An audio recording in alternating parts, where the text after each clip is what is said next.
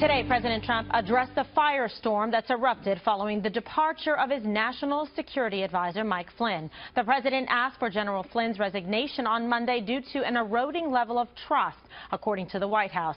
But he defended his former aide earlier and blamed illegal intelligence leaks for bringing Flynn down.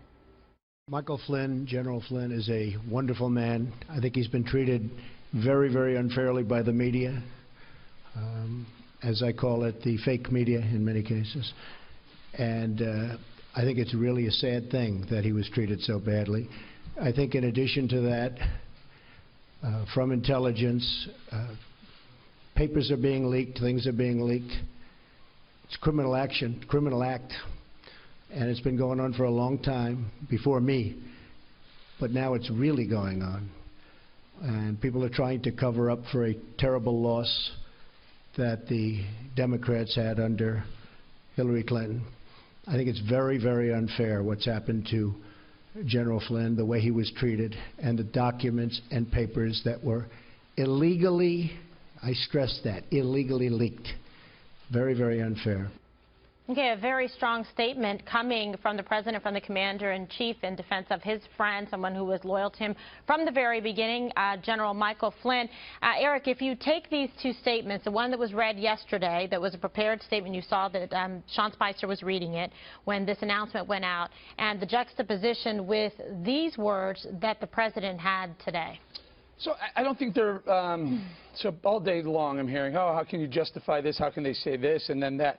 I think what President Trump was talking about right there, and I could be wrong, was this, what's going on surrounding the General Flynn resignation. Mm-hmm. Now, clearly he asked for the resignation, but that doesn't mean he can't, President Trump can't say the way he's been treated is he's been treated unfairly by the press. I think those two are both true.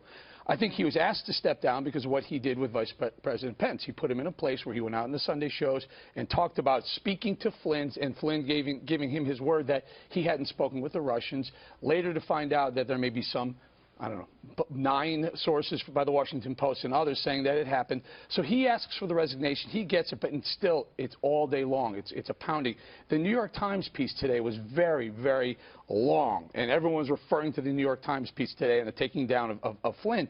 But I read this thing 3 separate times. Right. You know what I read? I read a taking down of Flynn, and then saying in the piece, the officials interviewed in recent weeks said that so far they had no evidence of such cooperation with the White House.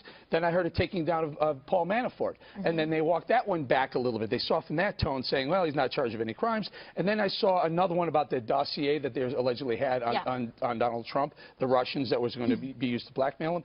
And they said, well, they can't confirm any of those either. So it was a very extensive piece with a lot of allegations and no, and this is important, no sources named.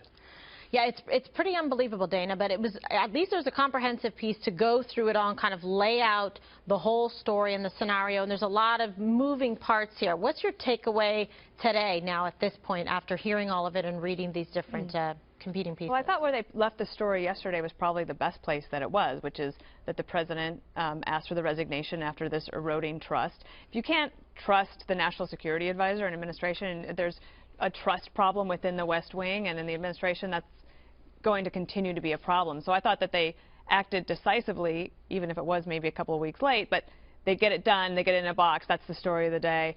By reopening the issue again in this way, which is basically like picking at the scab, it's like, well, okay, but what was the worst part for you, Mr. President? Was it the eroding trust, or the fact that the intelligence community was going after him and maybe in an inappropriate way?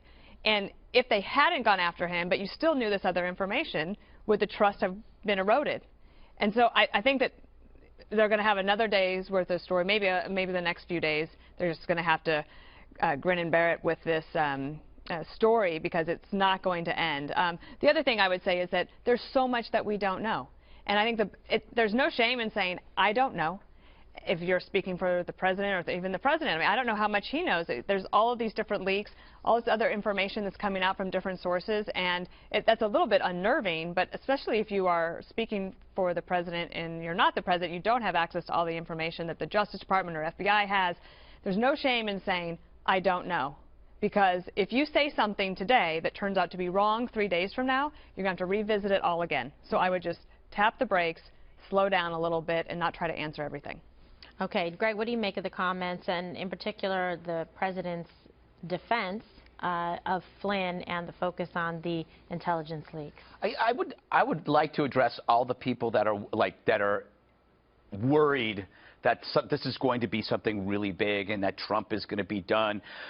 He's been done more times than the average porn star. He was done after the McCain comment. He was done after the face comment. He was done after the reporter's mockery. He was done after the hot mic on the bus.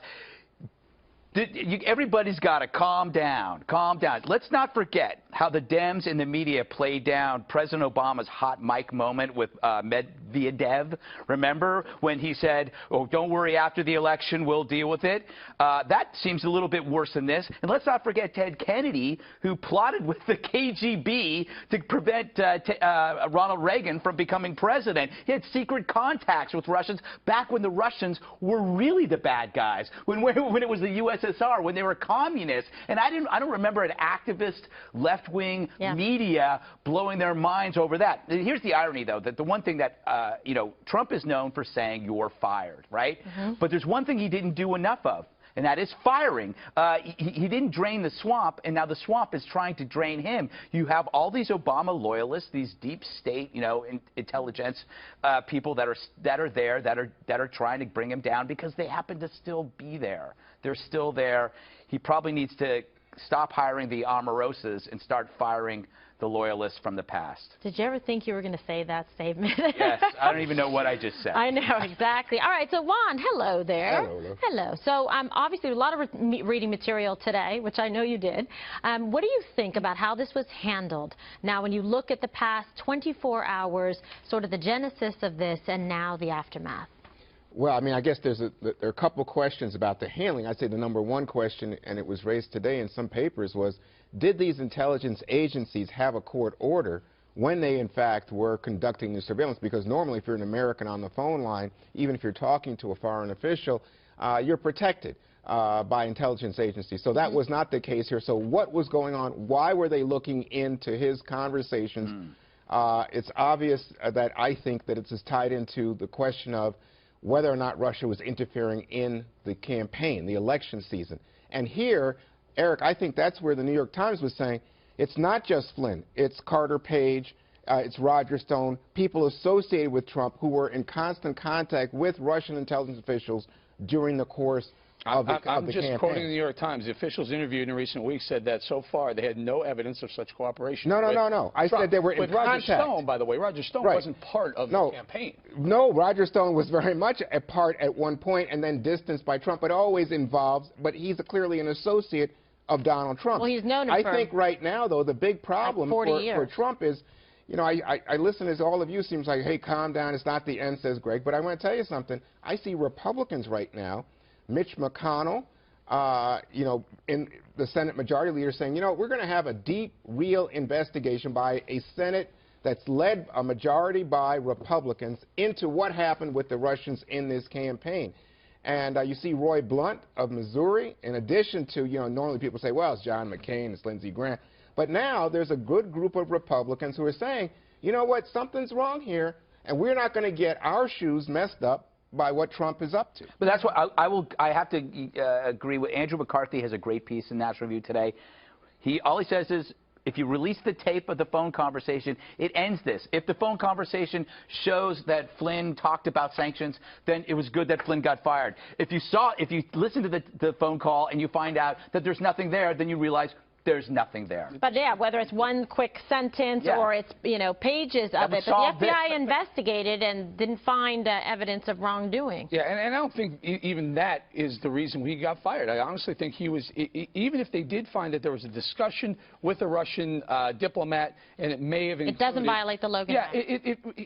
That's not why the resignation. There was the rapidly eroding trust of General Flynn by Donald Trump. Spicer and Dana both the timeline suggests something else to me. You know what the timeline really suggests? Let me ask. The timeline, if you want to go dig deep, the timeline suggests that this started under the President Obama administration. What, the prior? investigation? Yes. Oh, the Yes, investigation. Yes, if you Absolutely. go back. Yeah, but think Absolutely. about that for just 1 second. Put this in your pipe and smoke it a little bit. Yeah. So this started under President Obama before Donald Trump was elected president. Yes. That's not using the DOJ, the FBI, and the NSA for political partisan Of reasons. course not. There's a real How is investigation. it not? There's a real Of course, investigation. it's a witch hunt. Oh, It's my a goodness. political witch hunt. Witch Of course hunt it to is. see if Russians interfere in our American Well, election. No, let me just say, let me go back to my earlier By point. the way, your point of going after General Flynn, he's an American citizen, right?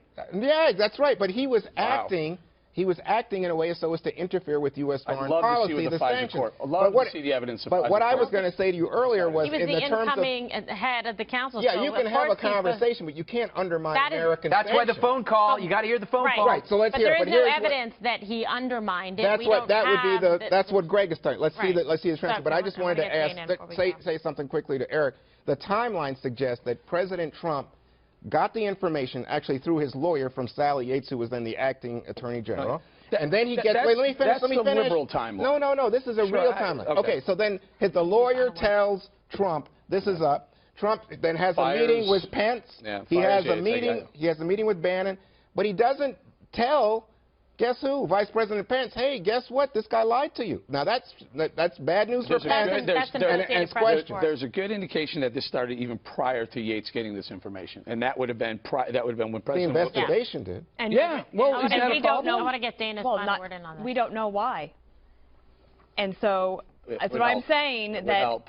but maybe there was a reason. And so that's why I'm saying there's no shame in saying I don't know. And the other thing is, just from a crisis communication standpoint, when it comes to your timeline, you have to know when you go into a presidential debate, you have to know your record better than your opponents do. When you go into crisis communications, you better understand the timeline as well as the press does, because that often trips people up. Leave it there. God, I have no idea what my timeline is. Can I tell you don't. one thing though? If the NSA, they have those conversations. Yeah. That's available. So if there is something, if there's evidence, we're going to hear it. Yeah. Call Snowden.